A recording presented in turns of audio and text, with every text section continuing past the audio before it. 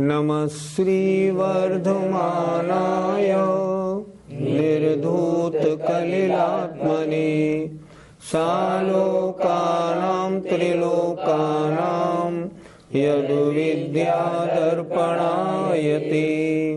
पंच परमेष्ठी भगवान की जय। सम्यक दृष्टि जीव इस तरह 8 अंग धारण करने वाला, 8 मत से रहित, 3 मूर्ता रहित, 6 अनायतन रहित होता है।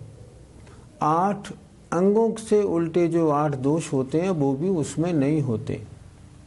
उसका चिंतन क्या रहता है इस श्लोक में बहुत सुंदर बताया है। यदि पाप निरोधोन्य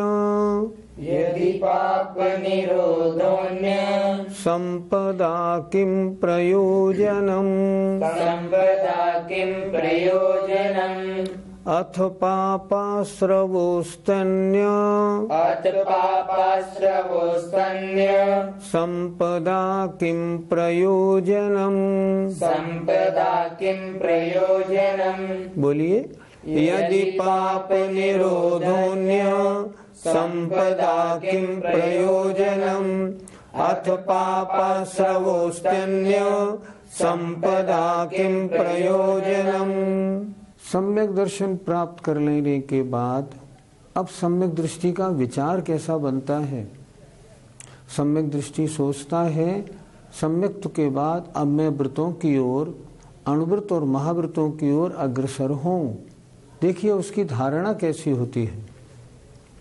यदि पाप निरोधो, यदि पाप रुक गया है, यदि पाप निरोध, यदि पाप रुक गया है तो अन्य संपदा, अन्य संपत्ति से किम प्रयोजनम, मुझे क्या प्रयोजन है।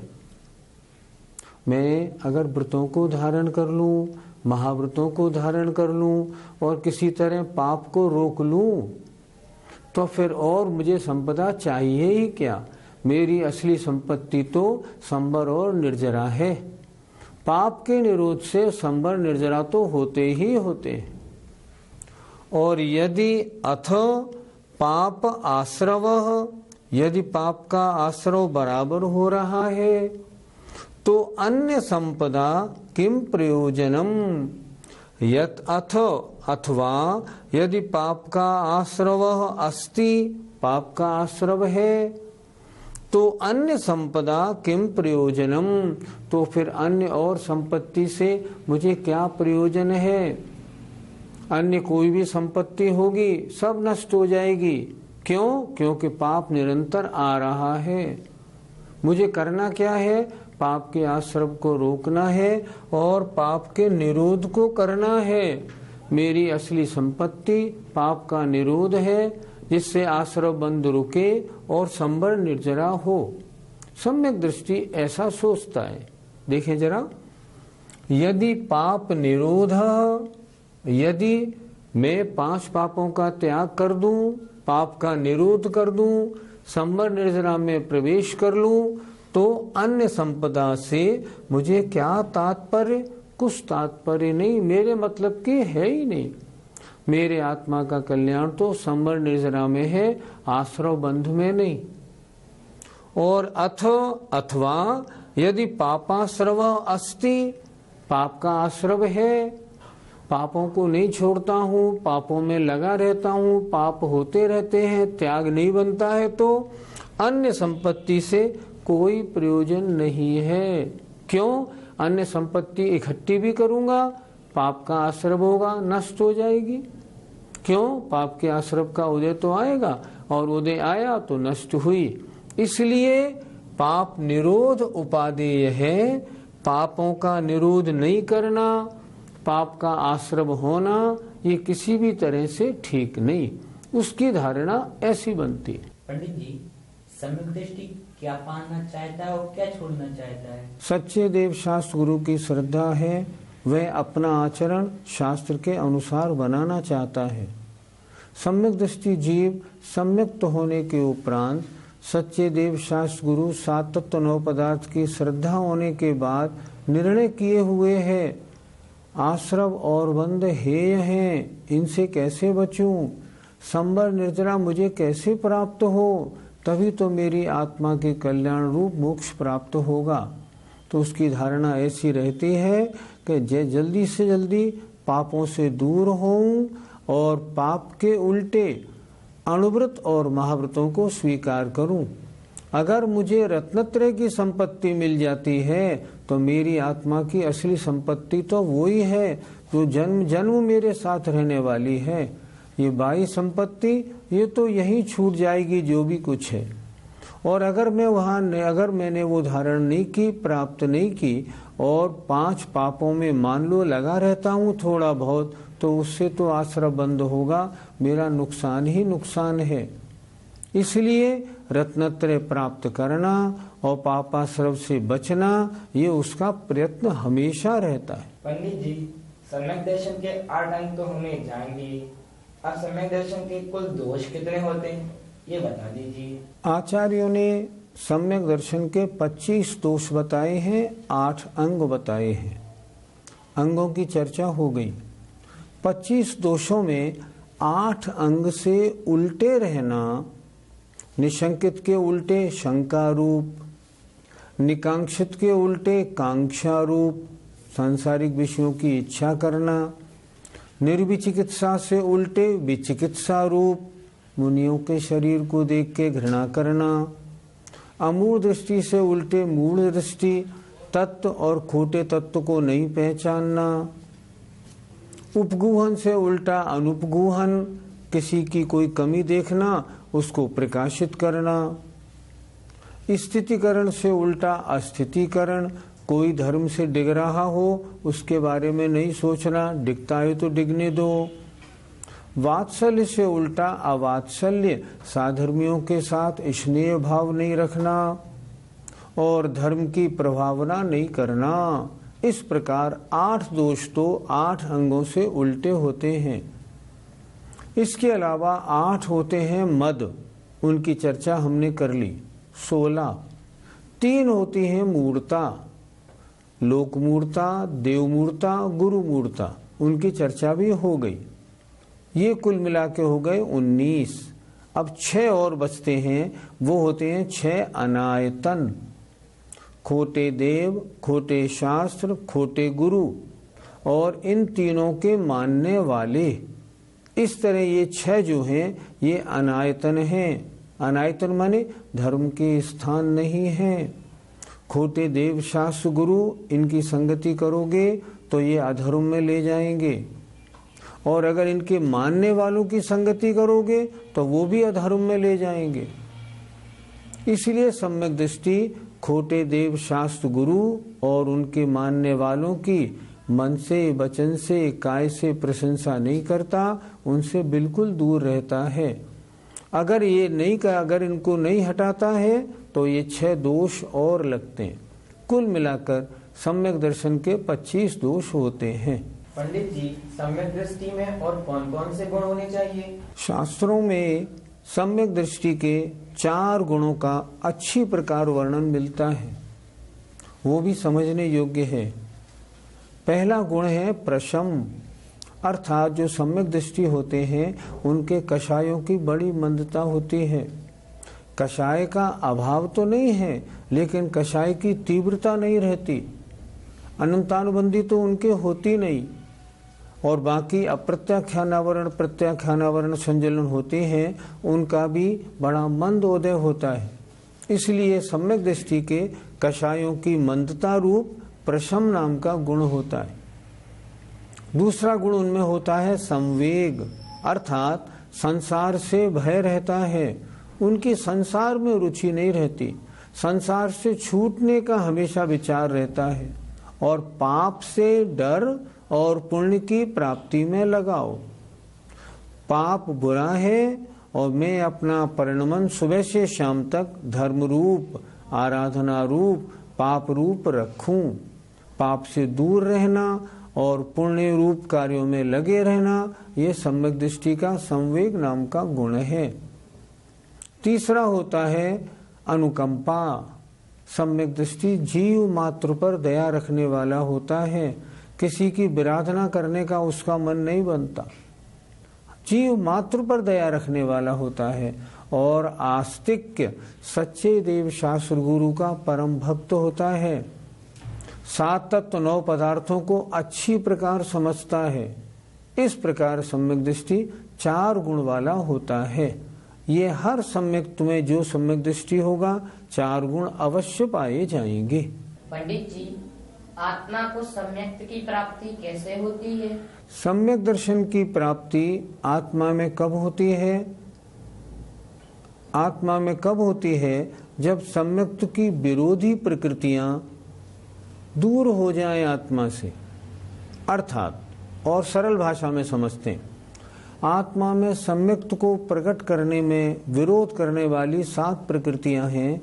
अनंतानुबंधी, क्रोध, मान, माया, लोभ और दर्शन मोहनी की 3 मिथ्यात्, सम्यक मिथ्यात् और सम्यक प्रकृति।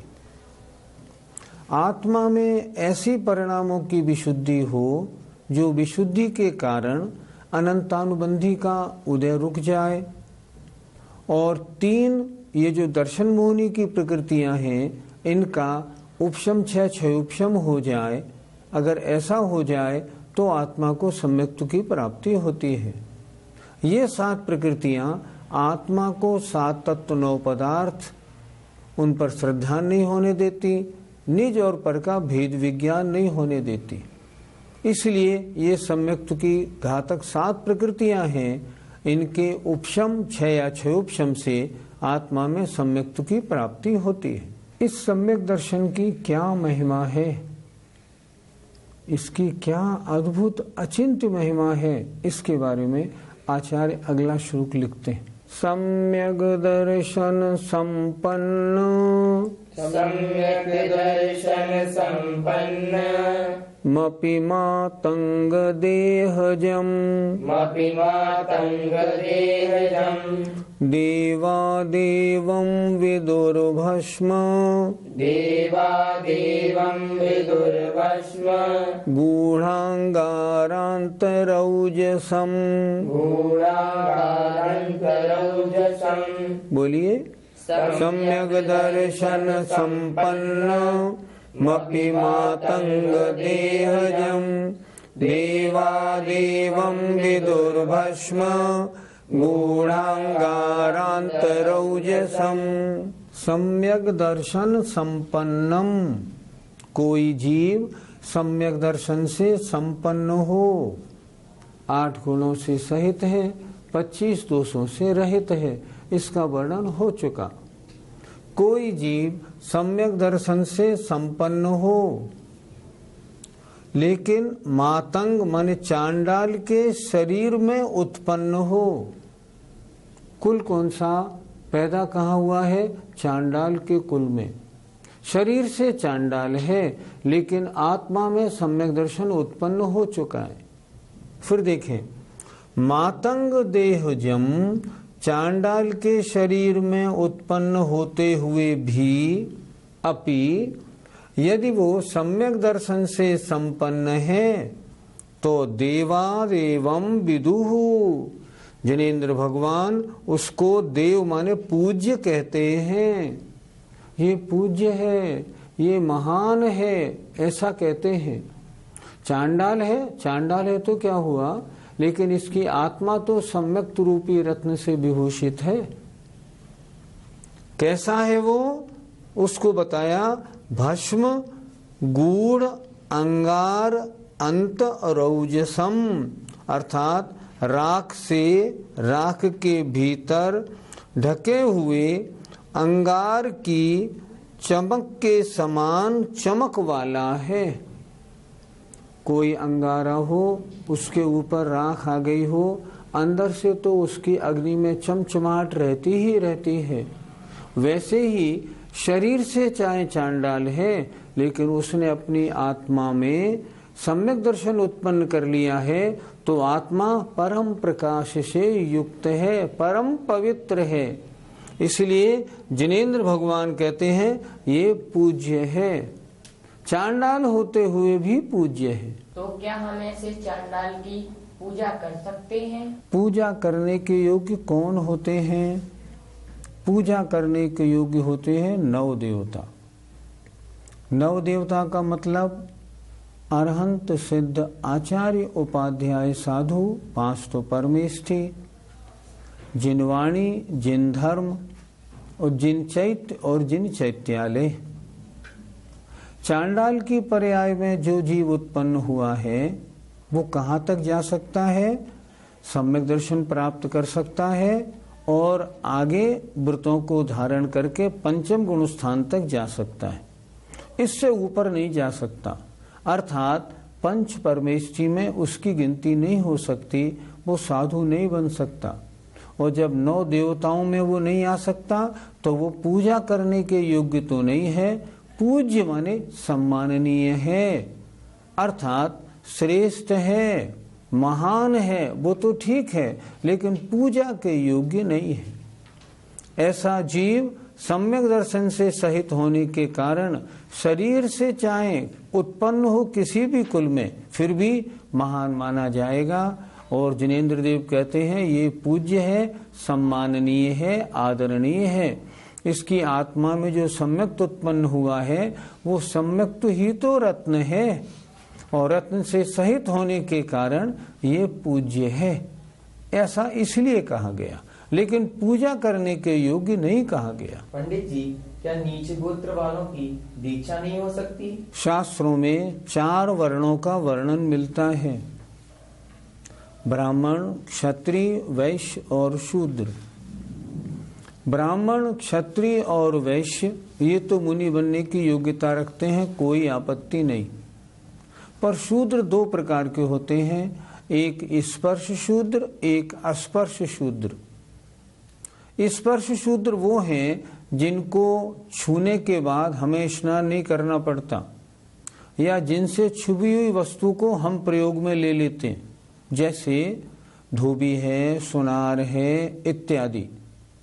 धोबी कपड़े धो के लाया, हमने उनके कपड़ों को पानी से बिना धोए अपने प्रयोग में ले लिया, क्यों? वो स्पर्श शूद्र है।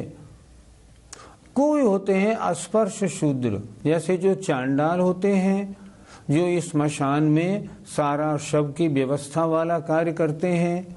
ऐसे जो लोग होते हैं ना, वो लोग अस्पर्श शूद्र होते हैं, जिनसे स्पर्श होने के बाद लोग स्नान करने की सोचते हैं, वो होते हैं अस्पर्श शूद्र।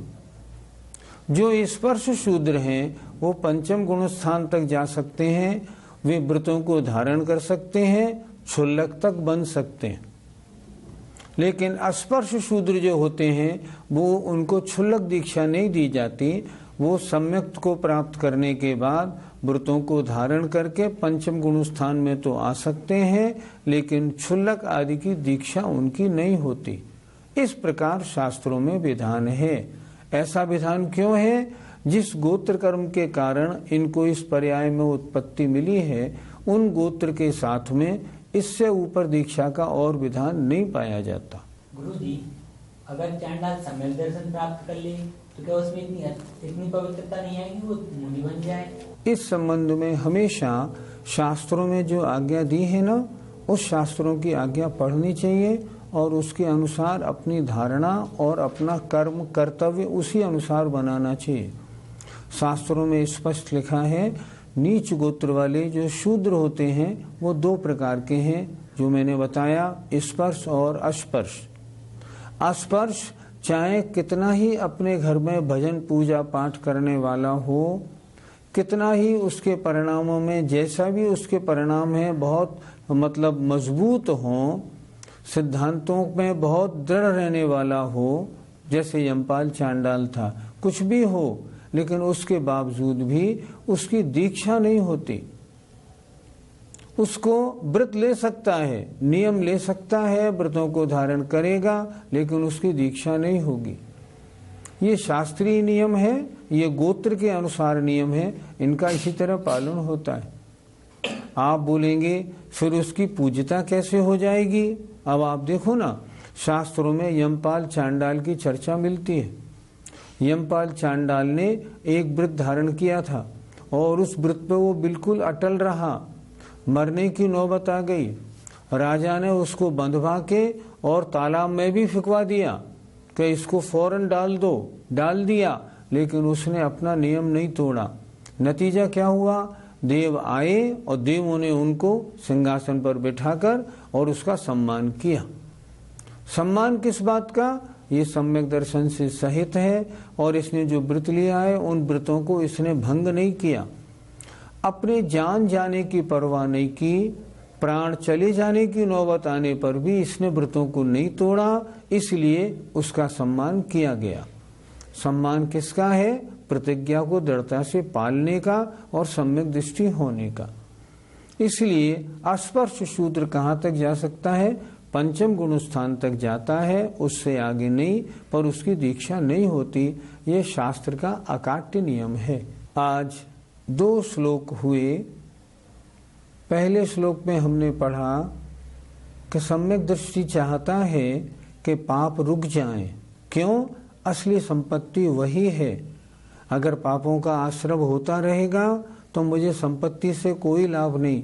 लौकिक संपत्ति तो पाप के आश्रम में अपने आप समाप्त होने वाली है और पाप का मैंने निरोध कर दिया। रत्नत्रय की संपत्ति मेरी आत्मा में आ गई, जन्म जन्म तक मेरे साथ रहेगी। दूसरी बात, दूसरे श्लोक में ये बताया गया, सम्यक दर्शन से संपन्न हो, चाहे वो चांडाल के कुल में उत्पन्न हो, फिर भी भगवान जिनेंद्र देव ने उसको पूज्य कहा है। वह सम्मान के योग्य है। सम्मान के योग्य क्यों है? क्योंकि उसकी आत्मा में सम्यक दर्शन की उत्पत्ति हो गई है। ये सम्यक दर्शन की महिमा है। सम्यक दर्शन हो जाने के बाद चांडाल भी पूज्य बन जाया करते हैं। इसलिए इस जीवन में हमें एक ही कार्य करना है, चाहे कुछ भी हो, सम्यक दर्शन प्राप्त जरूर करना है।